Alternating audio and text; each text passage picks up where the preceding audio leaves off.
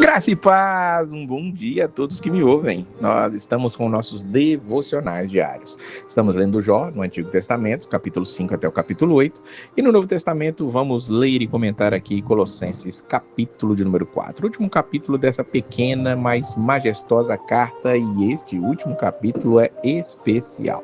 Paulo continua ali tratando daqueles irmãos. Aqui tem um adendozinho no versículo 1, que é a continuação daquela questão do que cada um deve fazer como cristão: pai, filho, marido, esposa, senhores e servos. Ele fala sobre os senhores para tratar com justiça os seus servos, e ele continua mandando que eles vão perseverar na oração, vigiando com ações de graça. Tem que haver uma perseverança na oração e tem que haver gratidão em seus corações.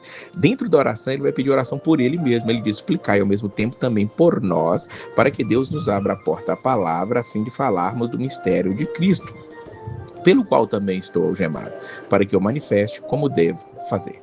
Paulo não pede para que os irmãos o suplicarem para que ele fique livre das algemas. Ele está deixando claro aqui que ele está algemado, ele está preso. Lembremos, essa carta também foi escrita da prisão, juntamente com Filipenses e também a carta de Filemão.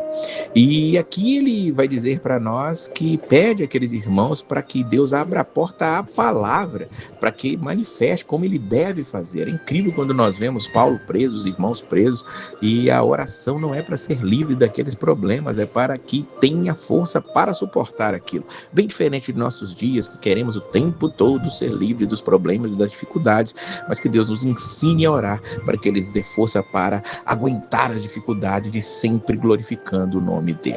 Ele vai dizer que aqueles irmãos, para que eles tenham a palavra sempre agradável. Olha o versículo 6, temperada com sal, para saberdes como deveis responder a cada um. Ou seja, a palavra do cristão, ela nunca deve ser áspera, nunca deve ser de briga, sempre deve ser temperada, sempre deve ser feita de uma maneira que glorifique a Deus em tudo que nós fizermos.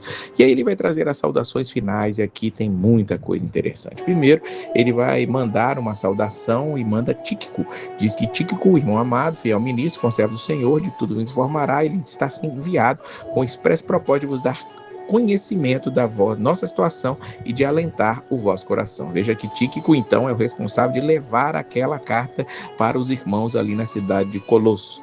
Ele também vai acompanhado de outra pessoa. Versículo 9, vai Onésimo, fiel e amado irmão, que é do vosso meio. Eles vos farão saber tudo o que por aqui ocorre. Quem é Onésimo?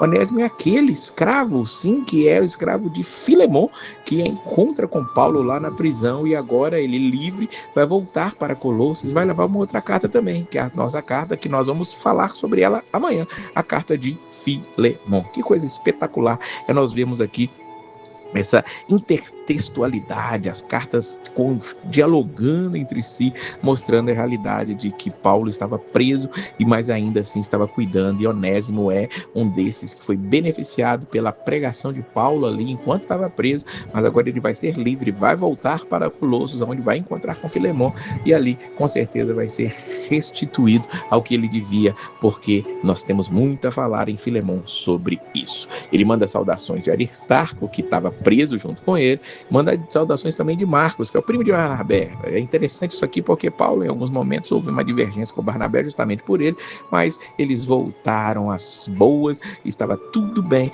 e ele está mandando aqui saudações de Marcos e diz que quando receber instrução, se ele for ter convosco, acolher, ou seja, acolham Marcos também, se ele for ter aí convosco. E tem um outro chamado Jesus.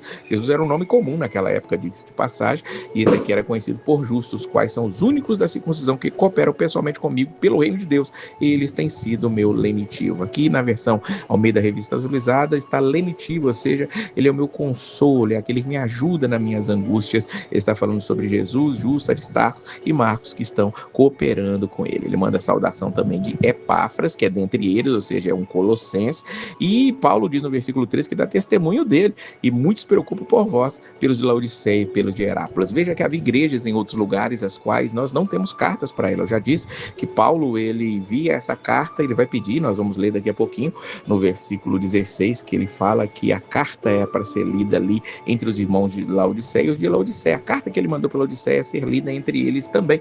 Essa carta de Laodiceia nós não temos, não foi preservada, Deus não quis deixá-la preservada para nós, mas houve uma carta escrita, enviada ali também para Laodiceia por Paulo, e ele fala também dos irmãos de Herápolis ali, da qual nós não temos um conhecimento, mas com certeza Paulo, ele cuidava de muitas outras igrejas. Há muitas outras cartas que Paulo escreveu, com certeza, mas nem todas chegaram para nós. As que chegaram, pode ter certeza, foi Deus que as quis conservar para que nós possamos crescer e ser edificados para a glória de Deus. Por fim, Paulo, ele mesmo assina, saudação é de próprio punho, Paulo, lembrai-vos das minhas algemas, a graça seja convosco. Que nós possamos nos lembrar que Paulo está algemado, Paulo está preso, Paulo está ali contristado, mas está encorajando aqueles irmãos, que nós também encorajemos aos nossos, porque nós não estamos presos, pelo menos a maioria daqueles que estão me ouvindo hoje, não sei no futuro, não sei em algum momento que você esteja ouvindo, pode estar passando por uma situação de perseguição, mas hoje talvez você não esteja preso. Se não está, leve a palavra, fale do amor de Deus. Se está, continue pregando o evangelho aí onde você está, não interessa onde estejamos,